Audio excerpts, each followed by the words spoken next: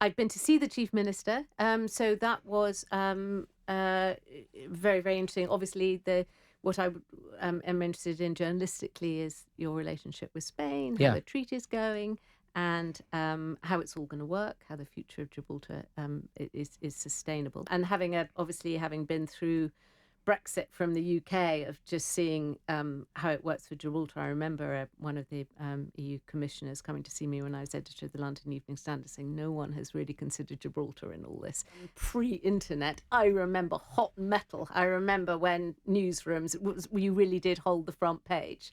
And that a front page, when I was in the 1980s and on the Evening Standard, a front page could last a day, and that would be the news, and everyone would refer to it. Sure. And front pages stopped traffic. There would be, I remember the sort of government cars coming past, and the chauffeur would ask for a copy of the Evening Standard, and you had these amazing sellers just out on the Very different times. Yeah, all on the pavements. Read all about it. Put it in the Yeah, Times. Read all about it. Yeah. So that's all gone. The Today programme was a sort of particularly terrific programme to work on, because you did have this very, very brilliant production team that worked all night and laid out briefs as if they were, sort of Foreign Office style.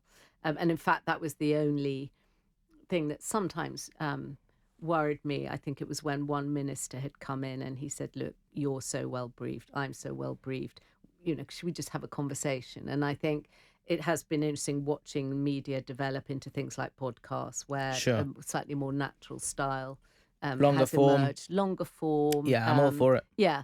And it does mean that it's maybe less polished, but it also feels less rehearsed. So. Is there one scoop, one interview that stands out as kind of like, the creme de la creme for you? Well, I was always interested in as I say, the craft of it. So the interviewer that I began with was John Humphreys, who had his own particular style. And the interesting thing, he was known as very ferocious. Actually, he was probably the best listener. I was always interested watching him really sort of alert, rather than looking at his notes and so on, and responding. And so, I mean, the interviews you want are the ones that have big news value. So you want resignations, you want, and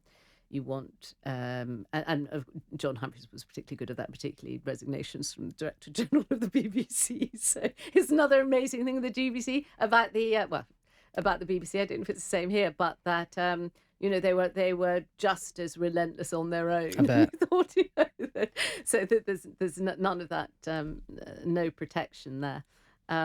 So I think in different, actually, my favourite programme, I think just for sort of sheer significance, was it was the death of Stephen Hawking, but it happened, as we say, in our time. So you want breaking news, and just the sense of what he meant. That sometimes figures perhaps are not even that appreciated. Of course, he was colossally famous, but more posthumously. It was, yes, it was. I think that was my probably favourite programme episode.